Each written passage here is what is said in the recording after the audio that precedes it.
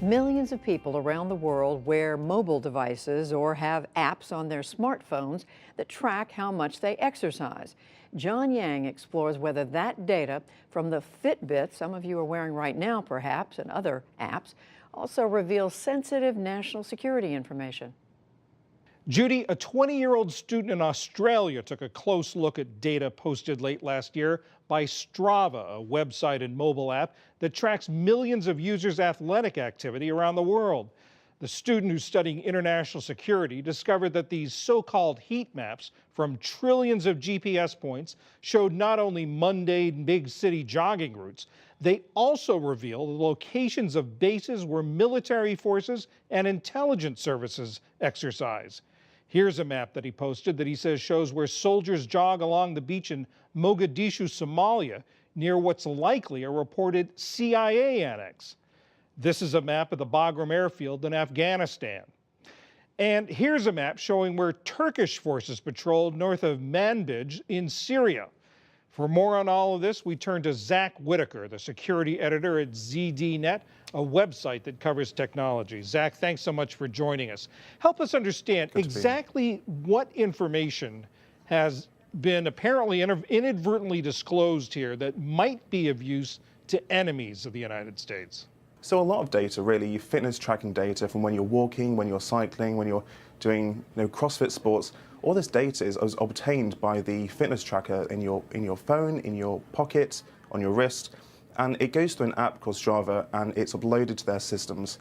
The whole point of the app is essentially to help you compete with people who you work with, who you're friends with, so you can essentially run a competition with your friend to see who can cycle or run to work the fastest. And this kind of data is tracking your location from point A and point B.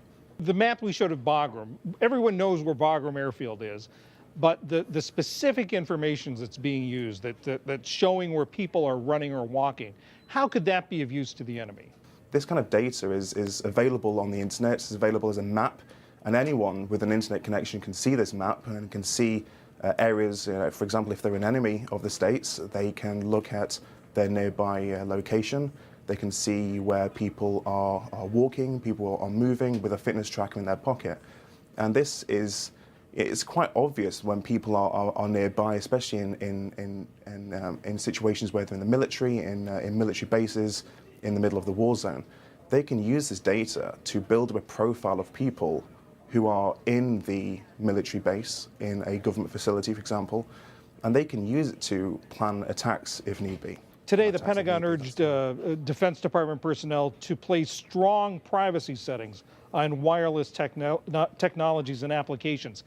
With Fitbit and things like that, how easy is it to do that?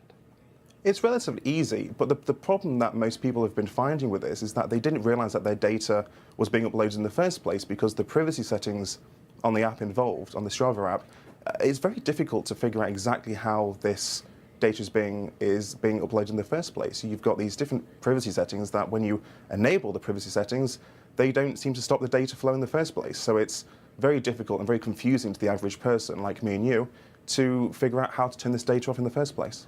And also this points out the differences between opting in and opting out of privacy, of sending this information. Yeah, and the problem is with this app is that it appears to be opt-out rather than opt-in. So whenever you load this app, you are uploading all your information or your geolocation or your data points to the cloud, and it's very clear from the map, how precise this information is.